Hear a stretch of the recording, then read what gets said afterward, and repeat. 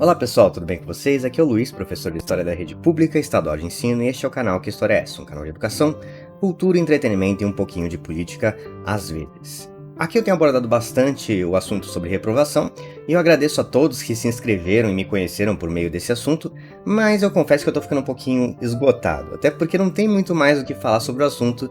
Eu honestamente me sinto criando clickbaits às vezes, porque as informações são muito esparsas e não acrescentam muito ao diálogo. E também como professor eu aprendi que quanto mais a gente fala sobre um assunto, às vezes a gente não explica, a gente acaba confundindo mais. Então o objetivo do vídeo de hoje é dar um ponto final, até pra gente se despedir desse ano letivo e ir direto para nossas férias sem se preocupar com reprovação. Então vamos lá?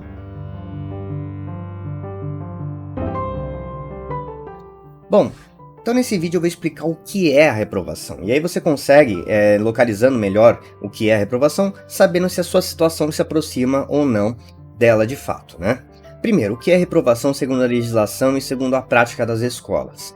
Aqui no Brasil a gente tem um processo de regulamentação bastante rígido, que significa que o Estado, o governo, as leis têm influência até nas escolas particulares, não só nas escolas públicas. Nós temos a Lei de Diretrizes e Bases da Educação, a famosa LDB, que é uma lei federal. Nós temos a Base Nacional Curricular Comum, que vai dizer quais são as matérias que devem ser cobradas nas escolas. Nós temos os Conselhos Nacional de Educação e o Conselho Estadual de Educação, que são órgãos públicos que até reúnem entes privados, tem pessoas, diretores de escolas privadas que participam, mas no fim é um órgão público que acaba influenciando nas decisões de escolas até mesmo particulares, que tem um dono, que são um negócio. E o que dizem essas regulamentações, esses órgãos do governo? Elas dizem sobre a reprovação, primeiro, que as escolas devem adotar a progressão continuada, ou pelo menos tem que caminhar para esse resultado. Então, mesmo que a escola não adote a reprovação continuada, a reprovação ela tem que ser usada no aluno não como uma punição. A reprovação é meramente dizer que aquele aluno vai aprender mais se ele fizer o ano novamente. Se for interessante para aquele aluno progredir, mesmo que ele não tenha atingido o mínimo, se for melhor para ele avançar do que ficar, se a escola acredita que de alguma forma ele pode recuperar os conhecimentos que ele perdeu no ano anterior para o ano seguinte, então ele é aprovado. Então tenham isso em mente, reprovação não é punição. Reprovar um aluno é dizer que ele pode se beneficiar, que é melhor para ele ficar naquele ano do que avançar. Porque se ele avançar e não tiver aqueles conhecimentos, ele pode se perder e querer abandonar a escola. O objetivo máximo da educação brasileira é manter o aluno dentro da escola, com todos os problemas e benefícios que se carrega. O benefício é a inclusão, a gente está tentando evitar que os alunos abandonem. Agora o malefício é óbvio, se o objetivo máximo é manter o aluno na escola e não o objetivo máximo é ensinar, realmente o ensinar fica em segundo plano. A gente tem que fazer todo o possível para o aluno ficar dentro da escola.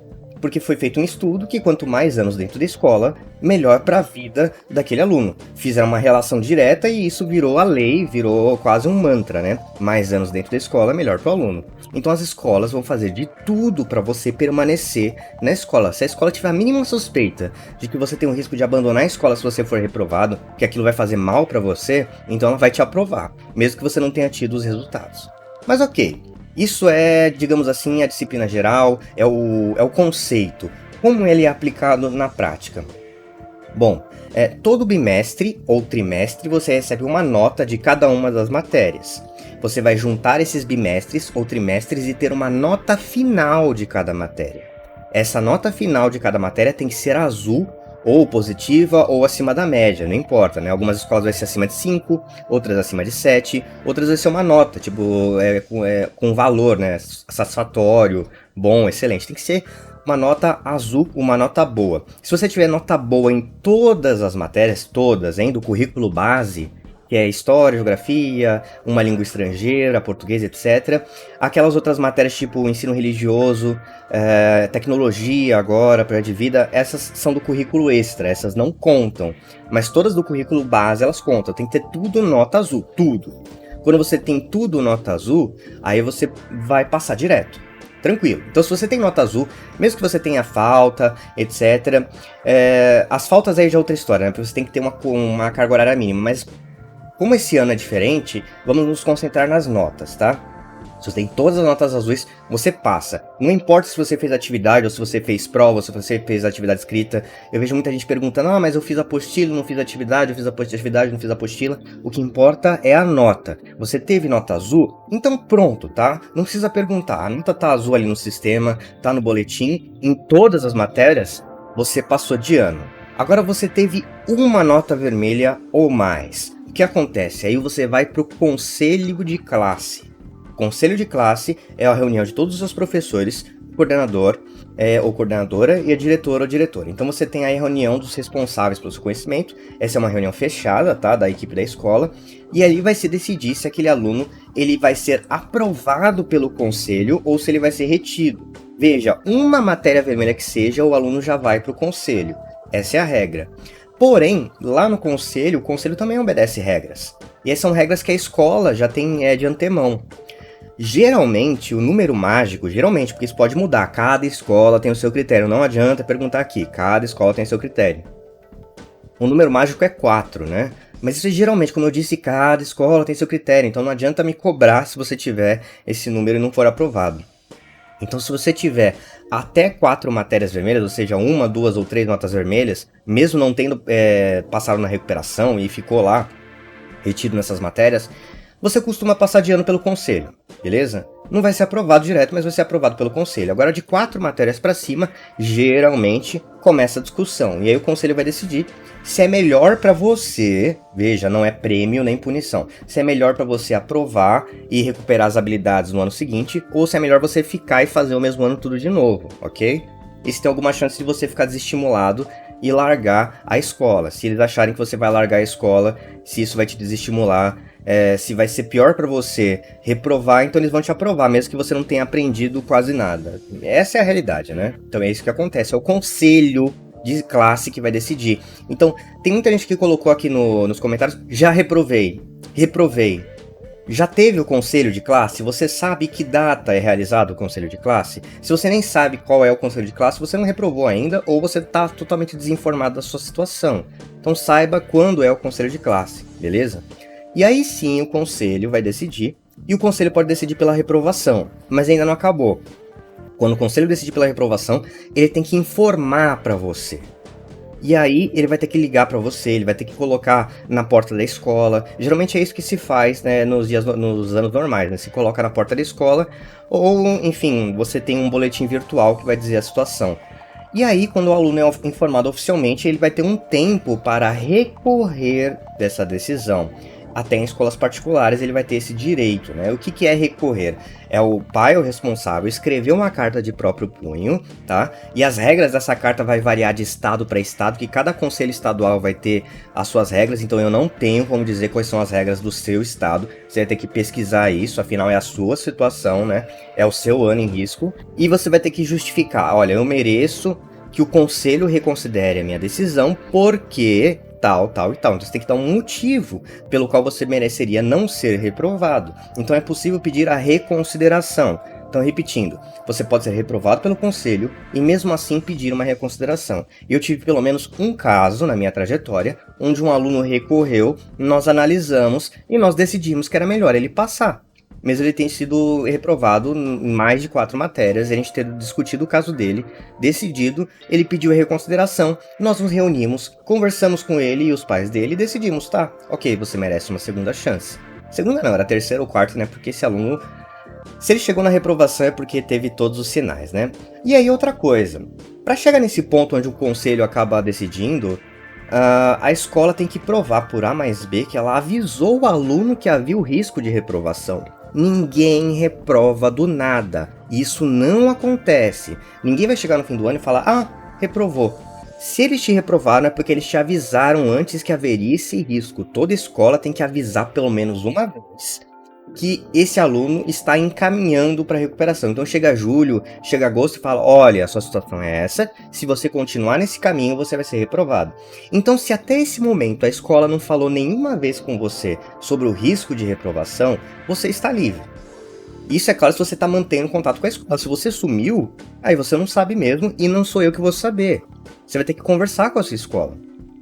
Pode ser até que a sua escola resolva aprovar todo mundo, tem muita escola que está fazendo isso, né? Mas a escola tem que avisar, então vê seu e-mail institucional, o e-mail que você tem na escola, liga para a escola e pergunta das suas lições. Você não precisa nem perguntar da reprovação, você pergunta das lições. É simples assim, se você tem um contato com a escola, você resolve qualquer coisa com a escola e a escola não aproveita esse contato para te falar, olha, aproveitando que você ligou, eu tenho que avisar que você está com risco de reprovação, tá. Se sua mãe foi buscar a apostila em agosto, setembro, e ninguém falou pra ela que você estava com risco de reprovação, você tá tranquilo, a escola tem que avisar antes. Até porque é pra ser justo, entendeu? É pra você ter o tempo de se organizar e se defender. Então é assim basicamente que funciona a aprovação e a reprovação. É pensando no interesse do aluno, é pensando na evasão escolar, para evitar que o aluno saia da escola, e o aprendizado fica em terceiro, quarto plano. Existem números mágicos, às vezes, né, de matérias que reprovam, mas é só às vezes. No final, o conselho pode aprovar o aluno mesmo ele tendo reprovado em todas as matérias. O que o conselho de classe decide, o que o conselho de classe decide tá valendo, entendeu? Então tem essa questão. E aí fica uma justificativa, né? Eu já informei, agora só os mais aventureiros continuam aqui no vídeo, que é do porquê que as escolas fazem isso. E por que a lei do país fala isso. Acontece que o Brasil tem problemas de índices educacionais já faz bastante tempo, né?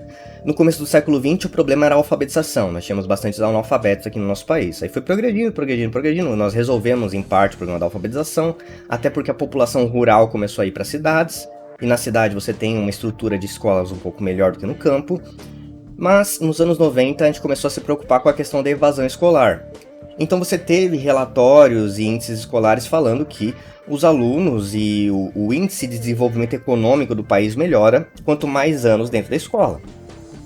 Então, com base nesses relatórios internacionais, a Unicef, o PISA, que mede conhecimento, o país, como política estatal, como política ali do país mesmo, decidiu que era melhor para todo mundo que a gente colocasse as crianças mais anos na escola. Isso vem desde 96, da LDB, até os dias de hoje. Tem muita gente que reclama, mas nada é feito em matéria de lei. Ninguém vota em deputado que quer rever isso, tá? Então, se as pessoas não votam em deputados que querem mudar a legislação, se as pessoas não se envolvem na discussão educacional mais do que dizer palavra de ordem e falar, tem que melhorar. Mas melhorar como, né? Ninguém quer discutir educação a sério. Ninguém. O pessoal é só consenso comum, então acabou ficando isso.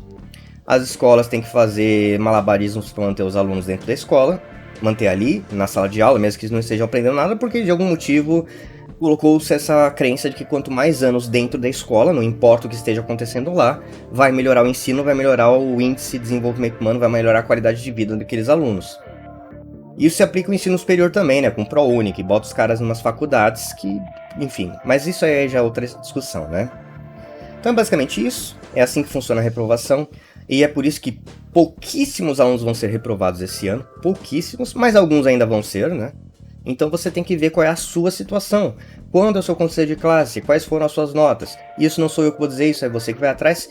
Eu vou continuar respondendo os comentários na medida do que eu puder, é claro. Mas, via de regra, este é o último vídeo, este é o ponto final na discussão. Acredito que isso aqui tem todos os elementos para você conseguir analisar melhor a sua situação e se programar melhor daqui pra frente. Como sempre, meu nome é Luiz e este é o canal Que História é Essa? Eu fico por aqui e até a próxima.